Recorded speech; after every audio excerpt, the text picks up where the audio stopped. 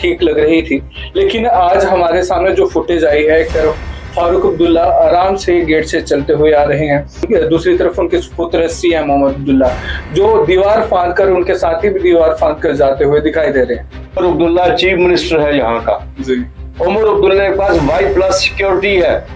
Security क्यों दी जाती है? परिंदा भी पर नहीं मार सकता उसके सामने, फिर वो एक कांस्टेबल उसको धक्के दे के कर रहा है। नमस्कार, आप देख रहे हैं पीपी न्यूज लाइन और मेरा नाम है रोहन चौधरी। 13 तारीख को मानो कि जम्मू कश्मीर में एक अलग ही तरह की राजनीति छिड़ गई। एक तरफ भारतीय जनता पार्टी वाले 13 तारीख को मरे हुए लोगों को आतंकी कह रहे हैं और दूसरी तरफ जो कश्मीर बेस्ड पॉलिटिशियंस हैं वो उन्हें शहीद कह रहे हैं। दोनों के अपने अपने पक्ष हैं, लेकिन इसको लेकर भी राजनीति और ड्रामा शुरू हो चुका है। पिछले दिन एक वीडियो वायरल हुई जहां पे उन लोगों को, उन शहीदों की कब्रों पे श्रद्धांजलि देने के लिए जम्मू कश्मीर के सीएम उमर अब्दुल्ला दीवार फांदते हुए दिखाई दिए गए। हालांकि जब सीसीटीवी फुटेज सामने आए तो ड्रामा मानो कि बिल्कुल सरेआम देखने को मिल गया। एक तरफ जहां पे सीएम उमर अब्दुल्ला दीवार फांद कर जा रहे थे, दूसरी ओर उनके ही पिताजी फारूक अब्दुल्ला वो मेन गेट से चलते हुए आ रहे थे। सवाल ये उठता है कि यदि मेन गेट खुला था तो ये दीवार फांदने की क्या जरूरत थी? फिर जब वहां से दीवार फांद के जाने की कोशिश करने लगे, पुलिस उन्हें रोक रही थी, हल्का सा धक्का मुक्की तो देखने को मिली, लेकिन ये बताया गया कि पुलिस उन पर जबरदस्ती कर रही है। लेकिन सवाल ये उठता है कि क्या ये ड्रामा था? अगर गेट खुला था तो भाई गेट से चले जाते। आइए इस पर खास बातचीत करने के लिए हमारे साथ मौजूद है पीपी न्यूज लाइन के editor in chief Yashpal Gupta ji. Sir बहुत बहुत स्वागत है। नमस्कार, धन्यवाद रोहन। सर क्या लगता है कि कल का ये जो ड्रामा देखने को मिला, क्योंकि कल तक ये फुटेज ठीक लग रही थी, लेकिन आज हमारे सामने जो फुटेज आई है, एक तरफ फारूक अब्दुल्ला आराम से गेट से चलते हुए आ रहे हैं और दूसरी तरफ उनके पुत्र सीएम मोहम्मद अब्दुल्ला जो दीवार फांद कर, उनके साथी भी दीवार फांद कर जाते हुए दिखाई दे रहे हैं।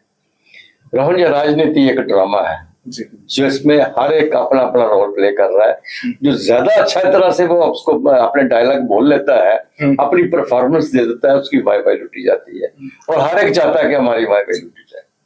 13 जुलाई को क्या था, पहले तो इस पे एक समझना बहुत जरूरी है। 13 जुलाई को एक बगावत को कुचला गया महाराजा ने। बगावत क्या थी?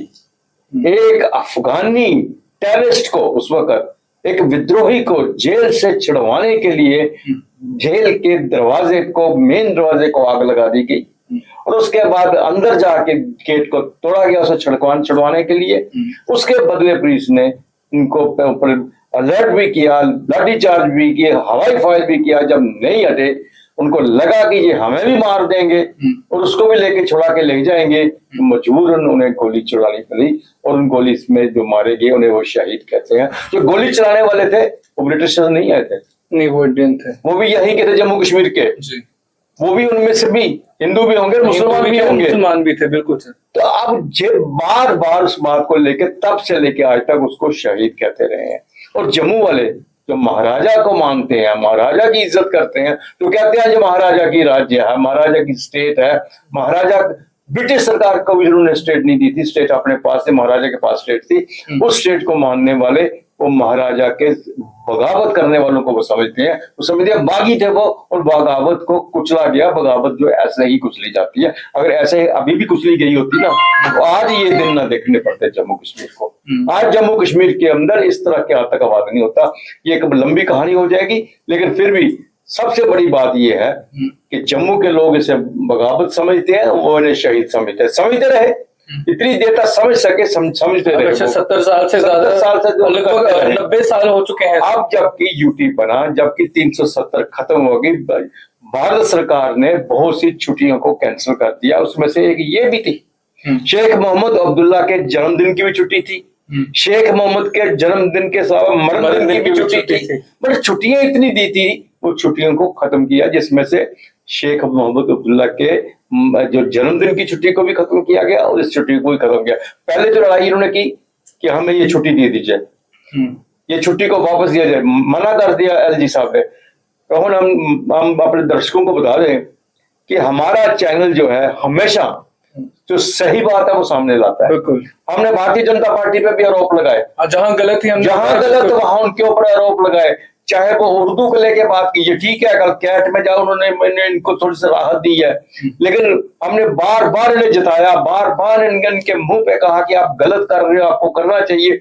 जो भी उन्होंने किया, चाहे वो उधमपुर का एमएलए ने बोला कुछ, जब किसी ने भी कुछ कहा, हमने बार बार इस चैनल के माध्यम से यही करा। आज जो बात आप कह रहे हैं कि दीवार फांद कर उमर अब्दुल्ला, रोहन उमर अब्दुल्ला चीफ मिनिस्टर है यहाँ का, जी।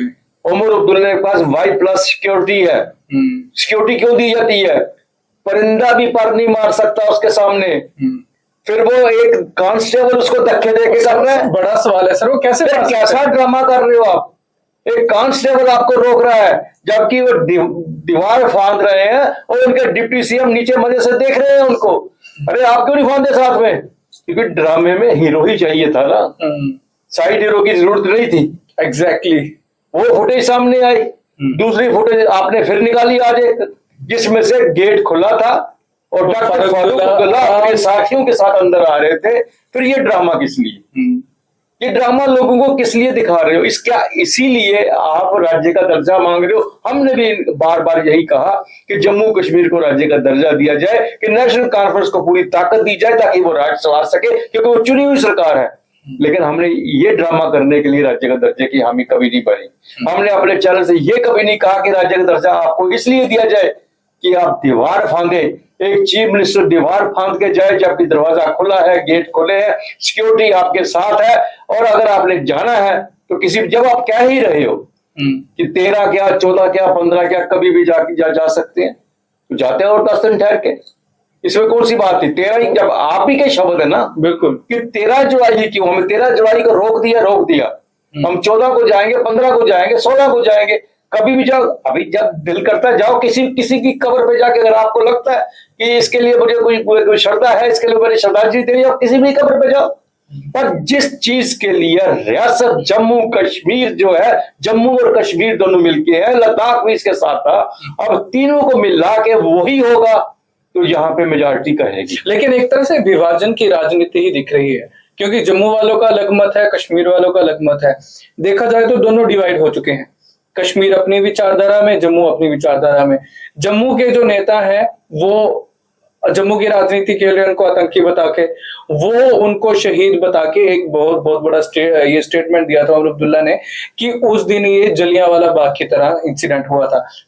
बड़े शर्म की बात है, शर्म की बात है। जलियांवाला बाग के साथ से मिलाए और क्या बात है? जनरल डायर तो यहाँ पे आ गया या क्यों? मतलब महाराजा जनरल डायर के क्या वहां पे कुछ सभा हो रही थी? जिस तरह से वहां पे आजादी की मांग को लेकर एक बहुत बड़ी मीटिंग हो रही, जलियांवाला बाग में सभा हो रही थी। यहाँ क्या हो रहा था?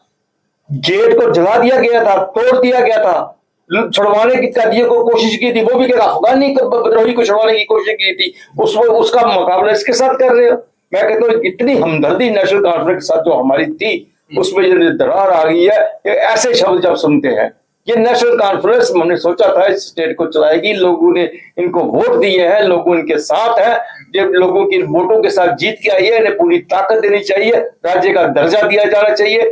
जब ऐसी बात कहते हैं तो कोई भी स्वाभिमानी भारतीय होगा उसको पीड़ा जरूर होगी, उसको इस बात का जरूर दुख होगा कि किस बात को किसके साथ मिला रहे हैं। आपकी क्या राय है जरूर बताएं, क्योंकि एक तरफ जलियांवाला बाग हत्याकांड हुआ था जहां पे जनरल डायर ने इतने सारे मासूम लोग जो बिना हथियारों के बैठे हुए थे उनको मार दिया था, और दूसरी तरफ ये जो विद्रोह था, जैसे कि सर ज्यादा जानकार हैं, सर ने हमें हिस्ट्री की है, सर बहुत पुराने समय से इन चीजों पे काम कर रहे हैं, तो जाहिर सी बात है इनको जानकारी है। और जो इन्होंने जानकारी साझा की उसमें साफ इन्होंने बताया कि एक अफगानी विद्रोही को छुड़वाने के लिए लोगों ने गेट को आग तक लगा दी थी, और बड़ी संभावना थी कि यही लोग शायद आने वाले समय में अगर थोड़ी देर और वहां पे रुका रहता तो वहां पे जो कर्मी थे उनको भी मार देते। और सवाल ये है कि जिन्होंने इनको मारा, इनकी भाषा में शहीद किया, क्या वो अंग्रेज थे? बड़ा सवाल है। वो महाराजा हरि सिंह के अपने ही जो नेतृत्व करने वाले जो सैनिक थे वो थे, उसमें हिंदू भी थे, उसमें मुसलमान भी थे। सिर्फ विद्रोह को दबाने की कोशिश की गई। बाकी इसको लेकर आपकी क्या राय है कमेंट सेक्शन में जरूर बताएं। पर यह सच्ची बात है कि जो पिछले दिन नेशनल कॉन्फ्रेंस का ड्रामा हुआ था वो सामने आ चुका है। फिलहाल के लिए इजाजत दें।